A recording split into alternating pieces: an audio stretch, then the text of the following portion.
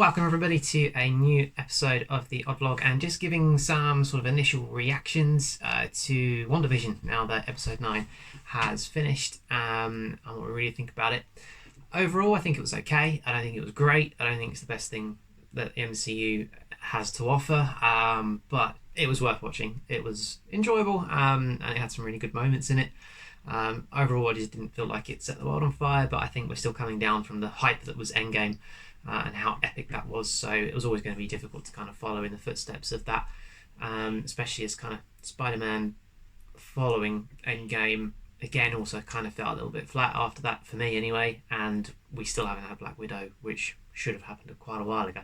Anyway, now that WandaVision has finished, we are well and truly into MCU Phase 4 territory now. We're moving forward into the next phase, and we definitely seem to be heading in a very cosmic direction and also now a magic direction, and then there's a few sort of still earthbound stories that have yet to be told as well as we go forward into the next phase, which is a big phase. There's a lot of new stuff coming out.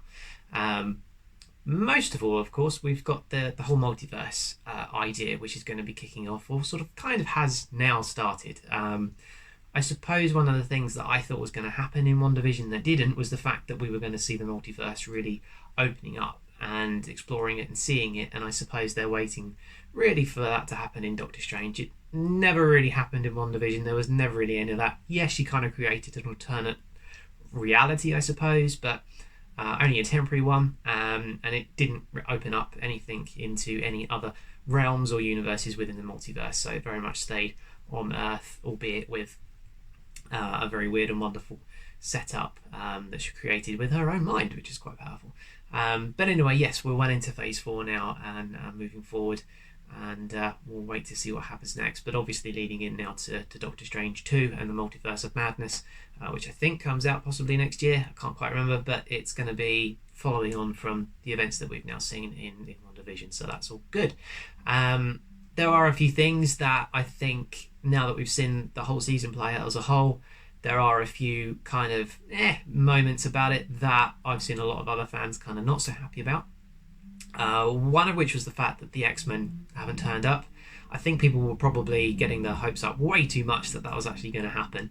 There was never really any suggestion that X-Men were going to suddenly randomly appear, and they pretty much debunked the idea that Magneto was her father, because they showed in a sort of throwback scene in Sokovia when Stark's missile hits the building and all that kind of stuff, you see in that moment Wanda's parents, who obviously aren't Magneto. So I think they've kind of gotten rid of that storyline or that idea going forward, so we can kind of forget about that.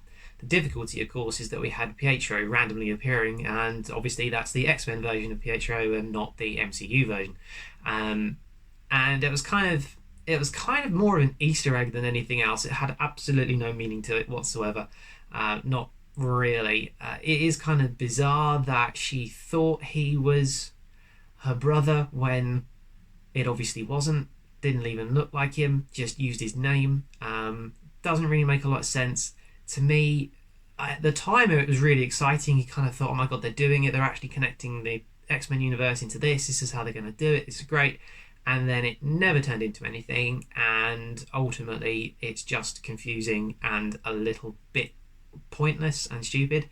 And then the whole thing kind of ended with a boner joke, and I'm like, really, Marvel, this is the best you can come up with?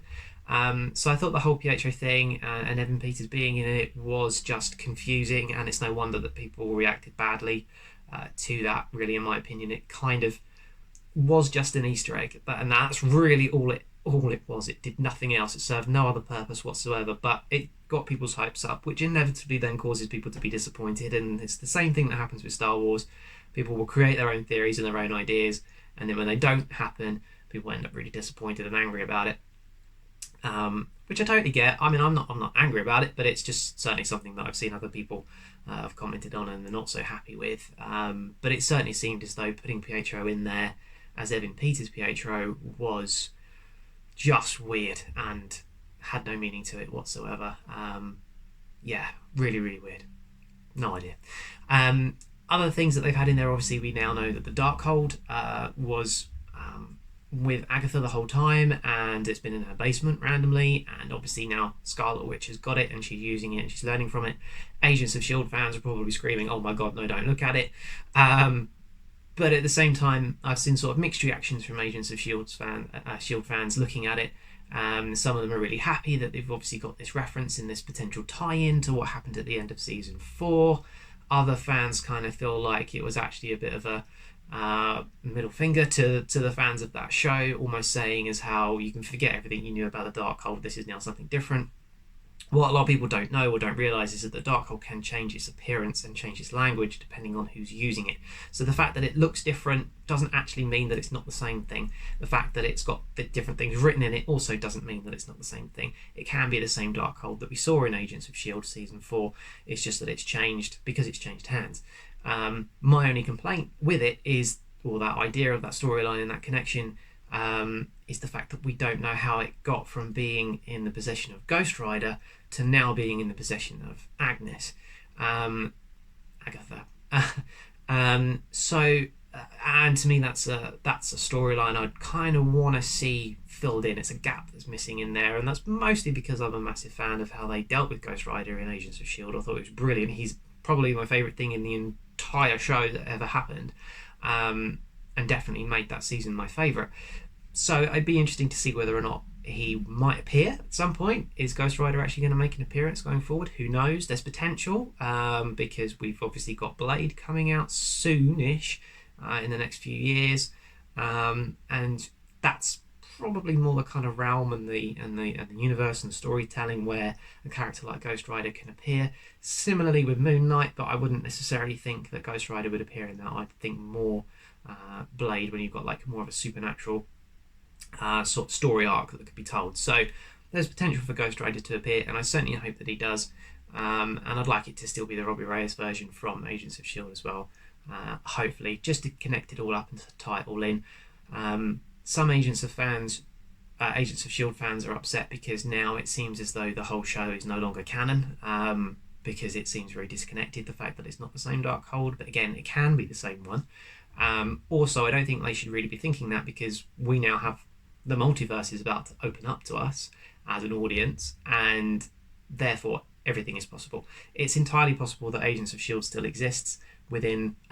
existed at some point within the same timeline before they were taken away off into the future in season 5, when Enoch kind of kidnapped them at the end of season 4. That's kind of when the timeline started to shift. They obviously jumped ahead into the future, and I don't actually think they ever came back to the original timeline. That was where the separation began, and it timing wise is about right, because that's when the studios between the show and the film started to fall out and they stopped referencing each other, apart from maybe one sentence where they referred to Thanos, but there's inevitably no blip, there's no snap that happens in the Agents of S.H.I.E.L.D. timeline after that point anyway.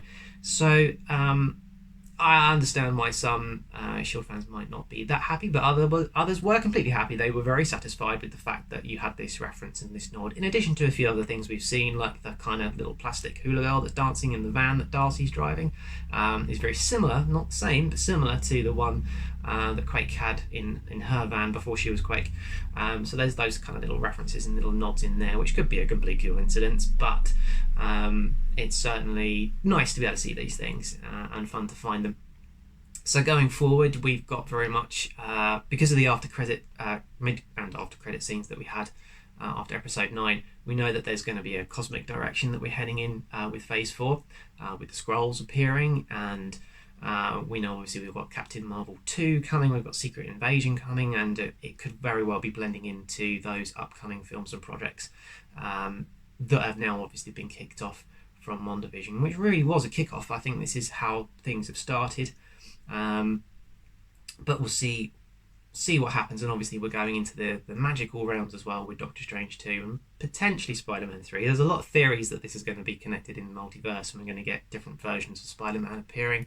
I don't know. Nothing has really been confirmed. There was a weird moment on Twitter this week where Twitter decided to describe the storyline of the next Spider-Man movie as featuring like Andrew Garfield and Tobey Maguire and all that kind of stuff.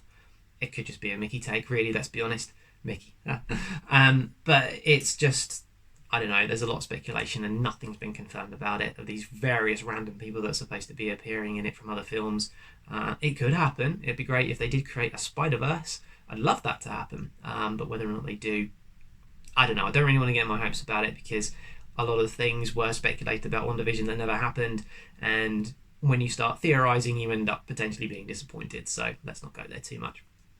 Speaking of which, there obviously is, well, as you now know, there's no Mephisto, or however you pronounce his name. He doesn't actually show up at all in WandaVision, despite the fact that there have been so many nods and clues and references that people have picked up on throughout the entire series, where people expected he to be the one who was actually kind of behind everything. And yeah, I do appreciate those nods and those references potentially to him. Things where Agnes is saying things like the devil's in the detail. You've got the children running around as the demon spawn, and all these other things that connect up to the comic book stories, and the fact that Mephisto would actually be the person driving all of this and creating it all to happen. But ultimately, he's not in this show, and he hasn't appeared as of yet whatsoever. So there's no real big bad, unfortunately, that didn't come out of this. I'd loved for Mephisto to have turned up, but he didn't, and what are you going to do? Really, there's a bit of an issue I have with this series in that there is no real big bad villain. Agatha Harkness obviously turns up and tries to steal the power of the Scarlet Witch by the end, and she is obviously the villain in the show. But I kind of have a problem with that, because other than at the very, very end, when she's trying to steal the power of the Scarlet Witch, she doesn't actually do anything else throughout the entire season. So this whole thing came up at the end of, I think it was episode 7, where they're sort of saying that it was Agnes all along. Well, no, it wasn't, because she didn't create this alternate reality. She didn't create the Hex. She had nothing to do with that whatsoever. She was just inside it and playing along with it, and obviously magicking up a random version of Pietro for no apparent reason. But she never actually did anything to manipulate anybody else. That was all Wanda. Nobody else was causing that. So far as we could tell, Agatha didn't really do anything other than suggest that Wanda had children and be there a lot and appear. But all she's really trying to do is steal her powers, which she never manages to do. She just kind of schemes and plots. She did kill the dog, though.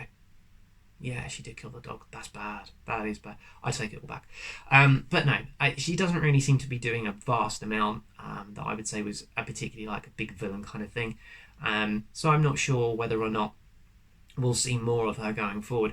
Don't believe in the comics that she was actually much of a villain character. She was actually supposed to be somebody that helped Wanda with her powers and sort of taught her and acted as a bit of a mentor. So the idea that she was a bit of a villain never really sat ultimately that well with me anyway, because that's not who she's supposed to be.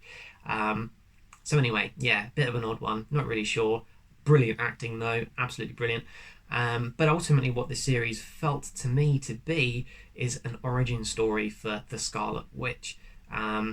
Arguably she's actually been around for however many years since she first appeared at the end of the Winter Soldier in the after credit scenes, and then obviously in Age of Ultron, and then following up in Civil War and so on. But realistically, what we now know is at that time she was never formally the Scarlet Witch. She never had an alias. She never had a superhero identity. She was always just Wanda. And they actually play on that in the show and saying that no, she's always just been just Wanda Maximoff. She's never had any other name. She's never been known as anything else. She's never had this superhero identity. So now it's very much that they've used this show to kind of propel what was that character into what is now a new character with the Scarlet Witch, which felt very along the lines of Doctor Strange and his abilities and his powers, or allegedly more powerful than Doctor Strange. We shall see. But it did feel like an origin story, very much so. It was a switch between going from the previous character to creating a much newer, more powerful character. They're all still based on the same person, but to me it just felt like they were setting this up now. It's a new version, it's an evolved version. The character's obviously gone through this development. So we'll wait and see. I mean, very much it's been a story about dealing with grief and coping with loss that Wanda has obviously had to go through and process. Which is absolutely fine, and you can sort of see the stages of grief that she goes through as the season progresses, so totally picked up on that. But ultimately, yeah, it does feel like it's an origin story. She's no longer just Wanda. She is now the Scarlet Witch going forward. To appear with Doctor Strange, I don't know whether she's going to be a villain character in that. Probably not. I imagine she's probably going to assist Doctor Strange in doing something. But we'll wait and see. The way that they dealt with the end of the series, it definitely showed you that they were propelling her character forward to do bigger and better and greater things as she was reading the Darkhold and things were happening. So yeah, very much I feel like an origin story for Scarlet Witch, and now it's like a brand new character. It's not brand new, it's an evolved character, I suppose, but it is something that's going to be a hell of a lot more powerful than what came before, and we'll probably not really see the full extent of that until we get Doctor Strange in the Multiverse of Madness. So that's definitely something that I'm looking forward to. Of all the stuff that's scheduled for release over the next few years, that's probably the standout one for me at the moment.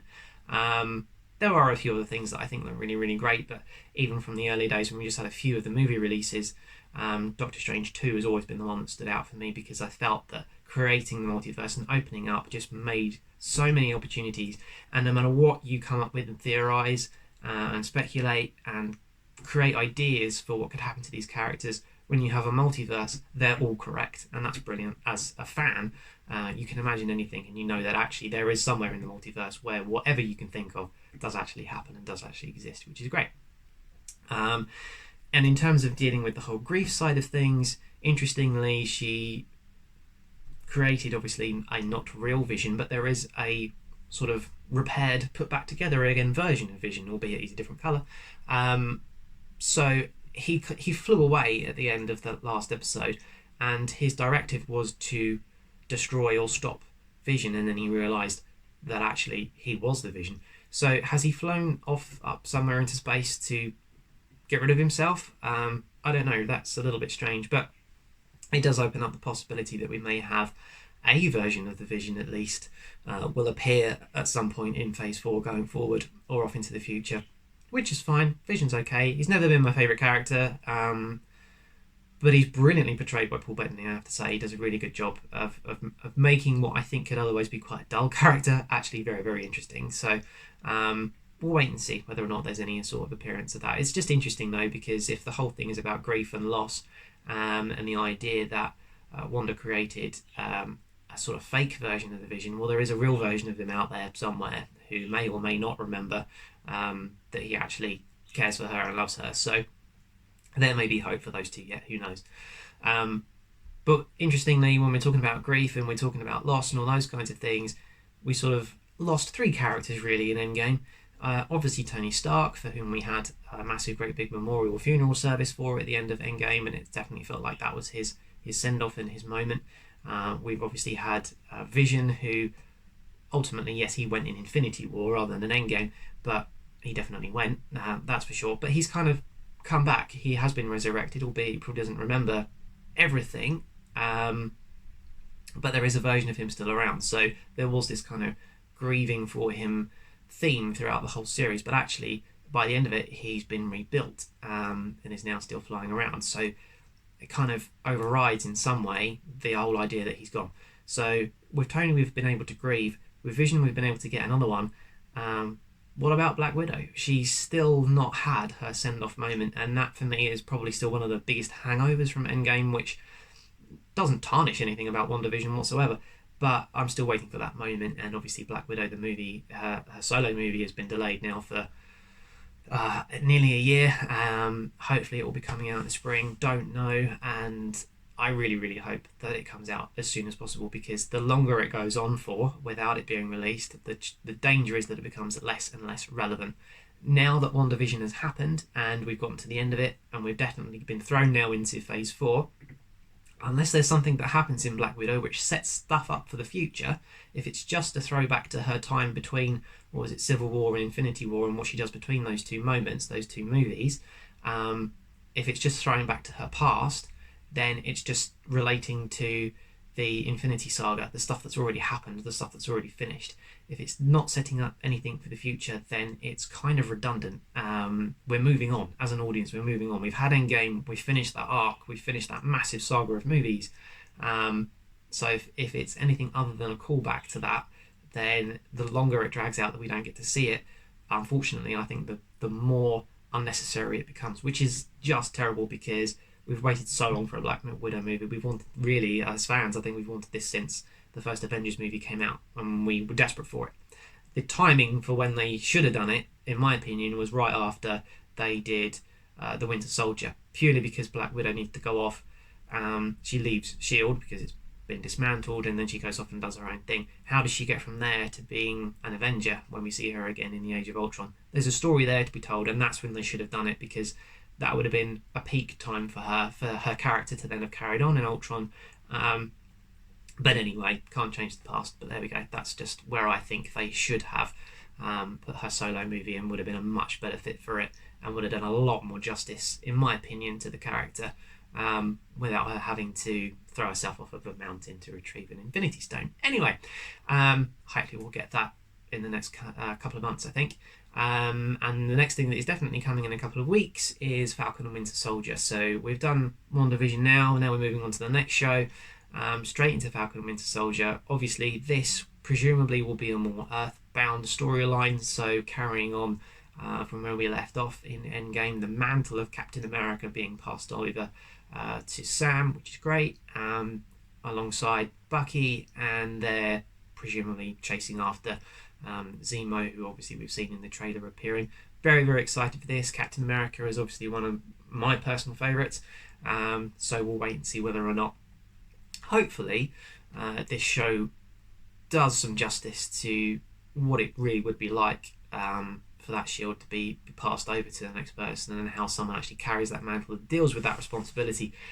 It looks like there's going to be a lot of action in this, which is great, because I felt that was something that was definitely missing from WandaVision. As an MCU fan, as a Marvel Studios fan, we used to massive action sequences, and we didn't really have any of that in Wanda, in my opinion, up until probably the last episode.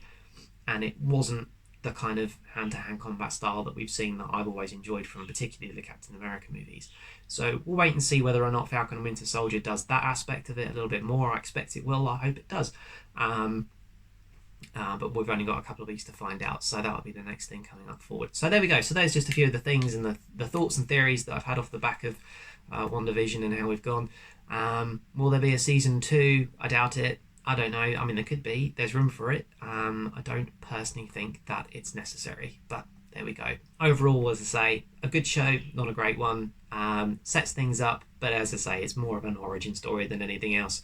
And going forward, it will be all on Doctor Strange and probably Captain Marvel to sort of carry these stories forward from where we've now left off at the end of this show. So there we go. Anyway, those are my thoughts. Comment down below if you've got any other stories, or if you have any other opinions or any comments you want to make.